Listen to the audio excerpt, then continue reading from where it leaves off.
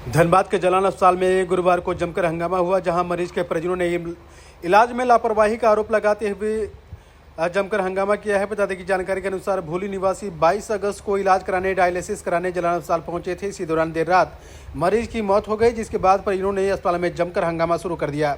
मरीज के परिजन ने बताया कि अस्पताल प्रबंधन द्वारा बकाया राशि नहीं दिए जाने को लेकर सब लेकर जाने से मना कर दिया।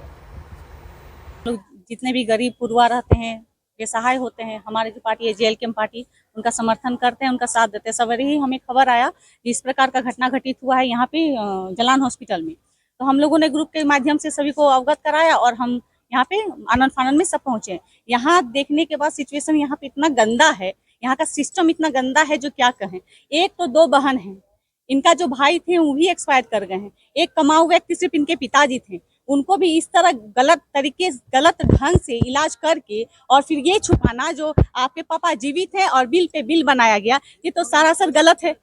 हॉस्पिटल से आदमी का विश्वास, ये एक हॉस्पिटल का बात नहीं, ये धनबाद में झारखंड में बहुत ऐसे हॉस्पिटल है जहां मनमानी चलता है, गरीबों को लूटा जाता है, कमजोर को एकदम मजबूर कर दिया जाता है। अब बेबस होकर वो कर्जा करके चाहे जमीन बेच के अपना पैसा पे करते हैं। लेकिन एक चीज हम जानकारी सबको होगी या नहीं होगी हम बताना चाहेंगे, जिसका लिखतन के आगे बख्तन नहीं होता है। तो हम लिखित तौर पे लाए हैं जो झारखंड सरकार का है, और जितने भी सिविल सर्जन हैं और जितने भी उपायुक्त हैं उनको एक निर्देश दिया गया था, देख सकते हैं आप इसके माध्यम से, विद्यानंद शर्मा पंकज, इनके द्वारा बोला गया था, देख लीजिए, ये आप दिनांक 22 का है, 9/5/2025 का है, कि जितने भी सभी उपायुक्त झारखंड और सिविल सर्जन सबको दिया गया था, दिशा निर्देश दिया गया था, जो किसी दौरान इलाज के दौरान अगर किसी का मृत्यु हो जाता है तो बाकी बकाया जो भी बिल होता है उसको पे नहीं करना है, क्योंकि आदमी तो ऐसे ही परेशान रहता है जो किसी तरह उनके पेशेंट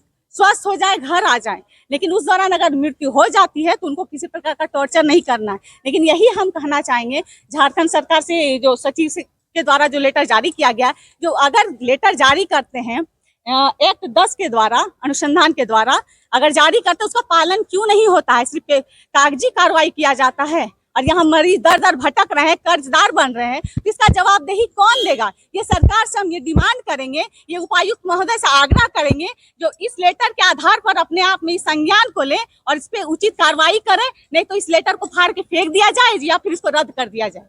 बस इतना ही कहना चाहेंगे। मेरा नाम हुआ डिम्पल चौबे, जेएलकेएम का जिला अध्यक्ष। क्या कुछ मामला है? अच्छा, फिर से बोलना पड़ेगा। एक्चुअली उनको सांस लेने में प्रॉब्लम हो रहा था, तो मैं डॉक्टर के पास गई थी। तो फिर घर आने के बाद 11 बजे रात से उनको 3 घंटे मतलब लगातार हांफनी होने लगा, तो हम डर गए। उसके बाद हम बर्मा क्लिनिक ले गए। वो लोग मुझे बोलने लगे कि जाकर जलान हॉस्पिटल में भर्ती कर दो। तो मैं यहाँ भर्ती करने आई, तो फर्स्ट इमरजेंसी में रखा, फिर आईसीयू में ले गया और उसी दूसरे सुबह ही उनको वेंटिलेटर में शिफ्ट कर दिया गया। 2 दिन तक तो मैंने देखा आँख खोल रहे थे, वो चल फिर रहे थे। उसके बाद जब 3rd दिन जो हुआ, डायलिसिस शुरू हुआ जिस दिन, उसके बाद से वो 4 दिन बेहोश थे। हम लोग से कोई बात नहीं किए।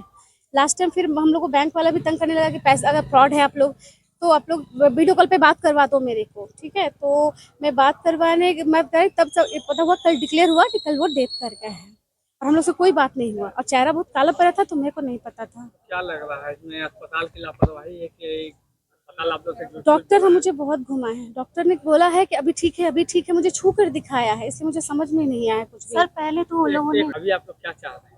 अभी चाह रहे जो मेरा हॉस्पिटल का बिल है वो तो पहले नहीं हमको देना है, ठीक है। ऊपर से जो मेरे से एक्स्ट्रा पैसा दिया वो भी वापस करने का है। कितना बिल है अभी? अभी ड्यू है मेरा 1,64,000 ड्यू कितना है। पेमेंट कर चुके हैं आप? 1,65,000 समथिंग पेमेंट हो गया है। कहाँ से आए हैं आप लोग? हम लोग ये भूली धनबाद से आए हैं। कितने दिन पहले भर्ती किया था? 22 तारीख को। और डिक्लेयर कब किए हैं? कल रात में 1 बजे समथिंग यही हो रहा ना, 1 बजे रात को हुआ है। आज से आप लोग को मिलने दिया था? हाँ, वो तो हमेशा दवा तो मैं ही लेके जाती थी ना, तो मिलने के बाद देखने तो देता ही था, लेकिन मैं तो कई बार छू भी देखी कि मुझे समझ में नहीं आता था उतना, मेडिकल से नहीं हूँ ना, इसलिए। अस्पताल प्रबंधन से आप लोग बात किए हैं? एक बार एक एमओडी से बात किया था मैंने, जो रात में थे, उनका नाम मुझे याद नहीं आ रहा है, बट वो कुछ बोले नहीं मेरे को। मैं तो बोली ठीक है मैं देखता हूँ, लेकिन उसके बाद हमको कुछ इन्फॉर्मेशन नहीं मिला। अस्पताल का नाम क्या था? राजेश शर्मा, क्या करते थे वो? माडा में एम्प्लॉय हैं, सुरक्षा रक्षक हैं वो अभी हैं? अभी। हाँ, हाँ कार्यरत? हाँ, कार्यरत है। अभी 2 साल उनका जॉब था। क्या नाम है आपका? मेरा नाम है सोनिया, बड़ी बेटी। जी, मेरा नाम प्रियंका है और मैंने इससे पहले भी 3 डॉक्टरों से बात किया।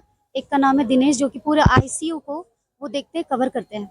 दूसरा है उसमें से आदित्य, वो भी डॉक्टर हैं। और तीसरा है जो सर्वेश गुप्ता, जो कि हमारे पापा को देख रहे थे। मैंने पर्सनली जाकर उन लोगों से बात किया कि सर, अगर कहीं कुछ हो पा रहा है तो प्लीज़ मेरे पापा को छोड़ दीजिए यहाँ से। हम लोग कहीं और लेके चले जाएँगे, या फिर आपको कुछ पता है तो कोई अच्छे हॉस्पिटल में हम आप रेफ़र करवा दीजिए। हम लोग कम से कम अपने पापा को दिखवा तो लेंगे, क्योंकि सर हमारी फाइनेंशियल कंडीशन बिल्कुल भी सही नहीं है। उस दिन जो मोदी से बात हुई थी सर, तो मैं थी, मेरी बहन दोनों थे। हम लोग दोनों ने अपनी प्रॉब्लम भी बताई थी कि एक बार मेरे भाई के साथ ऐसा ही हुआ था, पाटलिपुत्र हॉस्पिटल में 10 दिन तक एडमिट करके रखा गया। उसके बाद उन्होंने बताया हमें कि कुछ पता ही नहीं चल रहा है कि क्या हुआ, और लास्ट में रांची ले जाते उनका डेथ हो गया। तो हम नहीं चाहते थे कि मेरे पापा के साथ भी ये सब कुछ हो। इन लोगों ने कहा नहीं हम काम करते हैं। फिर मैंने डॉक्टर से भी बात किया। उन्होंने कहा कि देखिए मैडम, आप जो जाएंगी दूसरी जगह में, तो मैं आपको सारा सामान यहीं पे ला के दे रहा हूँ। आप क्यों जाएंगी दूसरी जगह में, मैं आपको यहाँ पे कवर करके दे रहा हूँ। तो मैंने कहा ठीक है सर, आप एक बार देख लीजिए, अगर डायलिसिस वाला अगर इलाज हो जाता है तो ठीक है, नहीं होता है, कोई इम्प्रूवमेंट नहीं होता है, तो प्लीज़ आप मेरे पापा को यहाँ से जाने दीजिए। तो उन्होंने कहा ठीक है, मैं आप छोड़ दूंगा। लेकिन उसके बाद फिर इन्होंने कहा कि नहीं, तुम्हारे पापा में कुछ इम्प्रूवमेंट आया, बीच में इन्होंने बोला। फिर अचानक से कल क्या हुआ कि कल दीदी ने कहा कि बैंक वालों ने कहा है कि वीडियो में जो है बात कराने के लिए पिताजी को, ताकि देख सके कि पिताजी का क्या हालत है। तो मैं जाके कल एक नर्स से मिली जो मेरे पिताजी को देख रही थी। उस नर्स ने मुझे खुद बताया इस बारे में कि देखिए मैडम, अगर आपको वीडियो कॉलिंग पे बात करनी है तो सोनू नाम की एक मैनेजर है जो महिला है, और उनसे आप बात कर लीजिए। हो सकता है कि वो आपको ये चीज़ वो आपकी मदद करे इस बारे में। कल शाम को ही ये सब बारे में बात हुई है। रात को फिर कॉल किया गया, हमें कहा गया कि आपके पिताजी का ये इलाज करना है, इस मशीन को लगाना है, बिल पे करना होगा। हमने कहा ठीक है सर, पे कर देंगे, आप कीजिए। फिर उसके बाद एक बार रात को मुझे कॉल आया, कहने लगे कि आपके पिताजी का जो पल्स होता है ना, वो फ्लक्चुएशन कर रहा है, बढ़ रहा है, घट रहा है। मैं नहीं कह सकता, हो सकता है आपके पिताजी का जो है डेथ हो जाए। मैंने कहा सर, आप कैसे कह सकते हो कि ये सब हो जा रहा है, आपने तो बोला था कि आप इलाज कर रहे हो। वहाँ पे फिर मैंने क्या किया, मैं 1 बजे रात को सनोज के साथ यहाँ पर पहुँच गई हॉस्पिटल। अचानक से मैं देख रही हूँ मेरे पिताजी का ये आँख और ये आँख पूरा काला और घाव जैसा पड़ गया, जो कि नहीं होता है कभी भी जिंदे मरीजों के साथ। जबकि यहाँ हॉस्पिटल में इतना सैनिटाइज होता है, कैसे किसी मरीज का शरीर काला पड़ सकता है भला? इसका मतलब है, मुझे लगता है सर कि मेरे पिताजी का ना पहले ही डेथ हो गया था, मगर उन लोगों ने कोई एक्शन नहीं लिया। अगर वो लोग पहले ही छोड़ दिए होते, नहीं हो रहा था, छोड़ देते, हम कहीं और दिखा लेते। कम से कम हमारा इतना टाइम तो वेस्ट नहीं करते, हमारे साथ पैसा बर्बाद तो नहीं करते, किसी के पापा की जिंदगी के साथ खेलते तो नहीं। कम से कम उनको क्या पता कि हमारे परिवार का क्या हालत है। पापा नहीं है, उनका सर, उनका हाथ नहीं है हमारे ऊपर, हम लोग कैसे काम करेंगे, कैसे होगा हमारा गुजारा? क्या कह रहे हैं? सर मैं बस इतना ही चाहती हूँ कि मेरे पिताजी का बॉडी दे दिया जाए, और जो क्लेम किया जाए उसे हटा दिया जाए, और साथ में जो भी उनका क्रियाक्रम का पैसा है वो भी वापस कर दिया जाए। बॉडी लोग नहीं दे रहे हैं। सर आपको बॉडी कैसे भी करके दिलवाना होगा। ये लोग क्या कह रहे वीडियो हैं? कॉलिंग से बात नहीं करने दिया था? नहीं सर, ये लोग क्या कह रहे हैं? बॉडी नहीं देंगे। सर अभी पूरी तरह से क्लियरली उनसे बात तो नहीं हुई, क्योंकि हमने इन लोगों को बुला लिया। सर पहले तो उन लोगों ने मुझे 3 दिन टॉर्चर किया, ये कहकर कि आपका 1.5 लाख रुपया हो चुका है, कुछ तो पेमेंट करवा दीजिए, कुछ तो करवा दीजिए। जबकि इससे पहले 1,65,000 है, 1,64,000। ये सारे इसमें दिया हुआ है सर, सारे कुछ इसमें बिल है।